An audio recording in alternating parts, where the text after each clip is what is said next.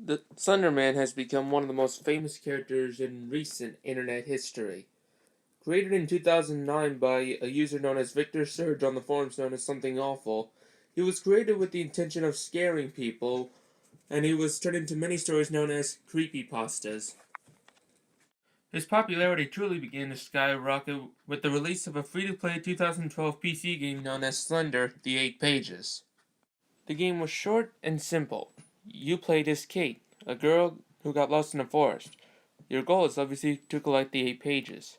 However, you are constantly stalked by the Slender Man as you attempt to collect these pages. Each page you collect will make him more and more aggressive. The game became famous with YouTubers such as Markiplier, Yamimesh, and PewDiePie playing the game and getting lots of jump scare reactions. Then, in 2013, Parsec Productions, the team behind the 8 Pages, partnered with Blue Isle Studios to create a full-fledged game based on the 8 Pages. This became Slender: The Arrival.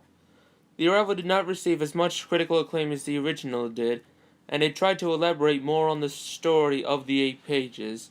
However, it was praised for its scary elements and rather good graphics, but also panned for being a bit too short. But after that, the whole Slenderman craze kinda died off. No further games were made. The Five Nights at Freddy's series seemed to take over the whole horror craze, and overall Slenderman just dropped in popularity.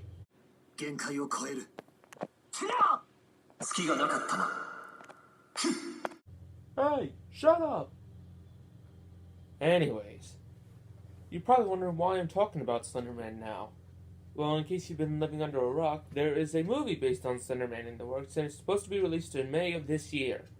So I wanted to give my thoughts and analysis of it, as well as any concerns I might have for it. So without further ado, let's begin talking about it, shall we? When I first saw the trailer, I was kinda surprised they'd be making a movie about Slenderman this late. Aside from all the stabbings that have occurred within these past few years, he's died down in popularity. However, I do have quite a bit of concern for this movie. In the trailer, I saw a lot of cliches. For example, there was that girl who looks like a lot of cliche designs for ghost girls, where they will have like a white robe and long hair going down. And a lot of things, from what I saw in the trailer, just don't relate to Slenderman at all. Like, with the black girl wanting to stab herself, and the spiders coming out of the other girl's face. Now look, I get this. Slenderman, in part, induces hallucinations. But if you think about it, the hallucinations that you saw from the Slenderman games, at least, they weren't of that kind. They were more so hallucinating that you were in different spots or stuff like that. Another thing is that I didn't really see that much of Slenderman himself, which is kind of shocking. Who would want to see a Slenderman movie, without Slenderman? I certainly wouldn't. Now, comparing this to other Slenderman-based movies, I'm going to bring up the Marble Hornets movie for a minute here. That movie was known to be a flop.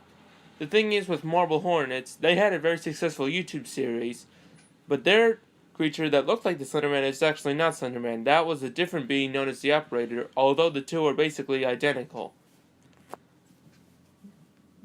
But another problem I have is just why? Why would they make a Slenderman movie now? They should have done it years ago. It's not going to be very successful if you think about it, in my opinion. I mean, to each their own, but for me, I don't think the movie's going to be that successful. I kind of feel the same way about the Five Nights at Freddy's movie. The craze is way gone by now. It will be kind of too late to cash in on any success.